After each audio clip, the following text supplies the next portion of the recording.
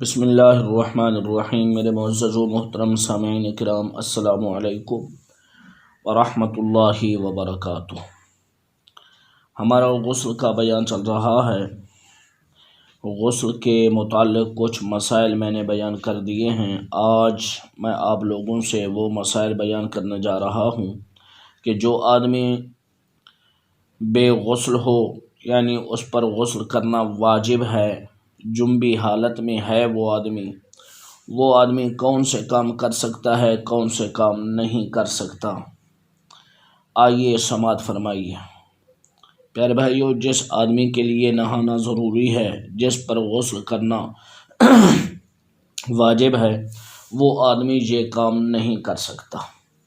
مسجد میں نہیں جا سکتا، طواف نہیں کر سکتا، قرآن مجید کو نہیں چھو سکتا، یعنی ہاتھ نہیں لگا سکتا، اگرچہ قرآن مقدس کا سادہ سا حاشیہ یا جلد ہی کیوں نہ ہو، اور بے چھوئے بغیر ہاتھ لگائے زبانی قرآن مقدس بھی نہیں پڑھ سکتا، کسی آیت کو بھی نہیں لکھ سکتا، اور وہ انگوٹھی جس کے اندر حروف مقطعات لکھے ہوئے ہوں اس کو ہاتھ بھی نہیں لگا سکتا، پہننا تو بڑے دور کی بات ہے۔ تو یہ سب کام جنبی آدمی کے لیے حرام ہے۔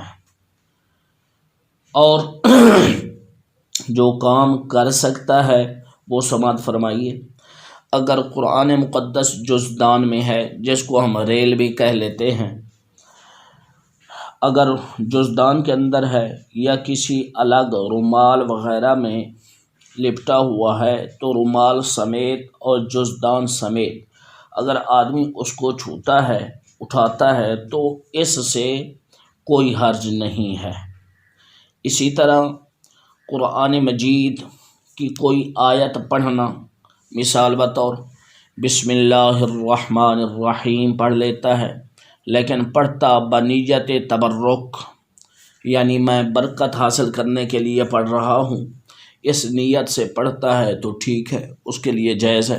اب اسی طرح بنیت شکر الحمدللہ کہہ دیتا ہے تو اس کا کہنا بھی ٹھیک ہے، حالانکہ وہ حالت جنابت کے اندر ہے اور یہ قرآن مقدس کی آیات ہیں، کیونکہ نیت کے اندر فرق ہے۔ اب نیت تلاوت کی نہیں ہے، نیت برکت حاصل کرنے کی یا نیت شکر ادا کرنے کی ہے، تو ان نیتوں کے ساتھ وہ قرآن مقدس کے ان آیات مبارکہ کو پڑھ سکتا ہے۔ اب اسی طرح سورۃ الفاتحہ شریف بنیت تعریف خدا جل جلالہ پڑھ سکتا ہے، اور آیت الکرسی شریف جو ہے یہ بھی بنیت تعریف خدا عز و جل پڑھ سکتا ہے۔ اب اگر ایک جگہ پہ کھڑا ہے، کسی نے آ کر اسے خوشخبری دے دی کہ بھائی تمہارے گھر میں اللہ نے بیٹا عطا فرمایا ہے، اب وہ خوشی میں آ کر کہہ دیتا ہے الحمدللہ رب العالمین، یہ بھی ٹھیک ہے، اس کے اندر بھی کوئی حرج نہیں ہے۔ اور اسی طرح اگر کوئی اعلان وغیرہ سن لیتا ہے یا کسی سے بھی سن لیتا ہے کہ بھائی فلاں آپ کا دوست فوت ہو گیا ہے، وہ غم میں آ کر یہ لفظ کہہ دیتا ہے انا للہ و انا الیہ راجعون، تو ان الفاظ کے کہنے میں بھی کوئی حرج نہیں ہے۔ اب یہ وہ کام تھے جو آدمی کر سکتا ہے۔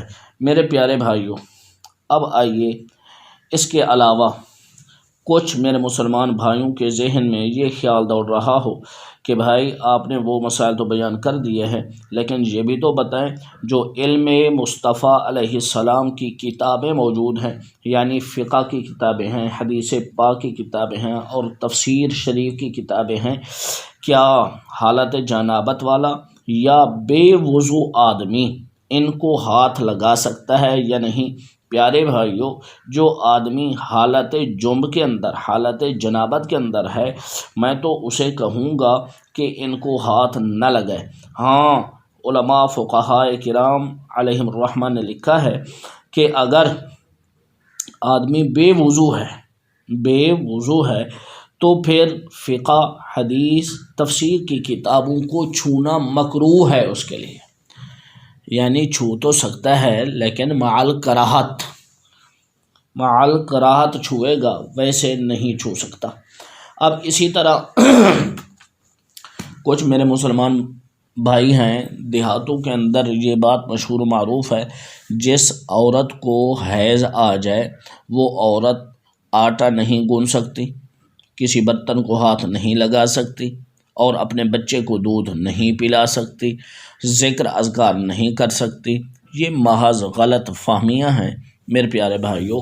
حیضہ عورت جس کو ہر مہینے کے اندر 10 دن خون آتا ہے یا کم آتا ہے، ہر ایک عورت کی اپنی اپنی عادت ہوتی ہے، اپنی عادت کے مطابق جو اس کو خون آتا ہے تو اس کو حیض کہا جاتا ہے۔ حیض والی عورت آٹا بھی گون سکتی ہے، وضو کر کے کلی وغیرہ کر کے ہاتھ منہ دھو کر آٹا بھی گون سکتی ہے، سالن بھی پکا سکتی ہے، اپنے بچے کو دودھ بھی پلا سکتی ہے، اور اس کے علاوہ جو گھریلو معاملات ہیں وہ ادا کر سکتی ہے، اس میں کوئی حرج نہیں ہے۔ ہاں اتنی بات ضرور ہے کہ حیضہ عورت کی حالت حیض کے اندر اس کا شوہر اس کے پاس ہم بستری کرنے کے لیے نہیں جائے گا۔ اب اسی طرح نفاس والی عورت ہے، یعنی بچے جننے پر جو عورت کو خون آتا ہے اس کی زیادہ سے زیادہ مدت 40 دن ہے، اور کم از کم مدت کی کوئی حد مقرر نہیں ہے۔ 10 دن بھی آ سکتا ہے، 15 دن بھی آ سکتا ہے، 20 دن بھی آ سکتا ہے، اور اس سے زیادہ کم، یہ مختلف عادات ہوتی ہیں عورتوں کی یہ ہوتا رہتا ہے۔ اب نفاس والی عورت جو ہے وہ بھی اگر آٹا گوندنا چاہے تو گوندھ سکتی ہے، سالن پکانا چاہے تو پکا سکتی ہے، اسی طرح بچے کو دودھ وہ بھی پلا سکتی ہے، اپنے گھریلو معاملات جو بھی ہیں ان کو نمٹا سکتی ہے، اس کے اندر کوئی حرج نہیں ہے۔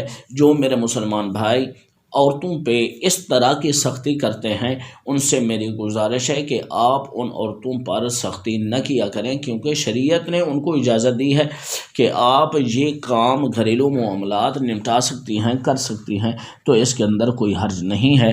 میں امید کرتا ہوں کہ انشاءاللہ العزیز آپ ان مسائل کو بغور سنیں گے اور اپنے دوستوں سے بھی شیئر کریں گے اور اپنے گھر والوں کو بھی بتائیں گے۔ اگر کوئی میرے مسلمان بھائی ان کے جو میں نے مسائل بیان کیے ہیں ان کی وجہ سے اپنے گھر والوں پہ سختی کرتے ہیں تو آئندہ سختی نہیں کریں گے۔ دعا ہے کہ اللہ رب العالمین ہم سب کو دین مصطفیٰ علیہ السلام کے مسائل پر عمل کرنے کی توفیق عطا فرمائے۔ آمین ثم آمین بجاہ النبی الامین صلی اللہ تعالی علیہ وآلہ وسلم۔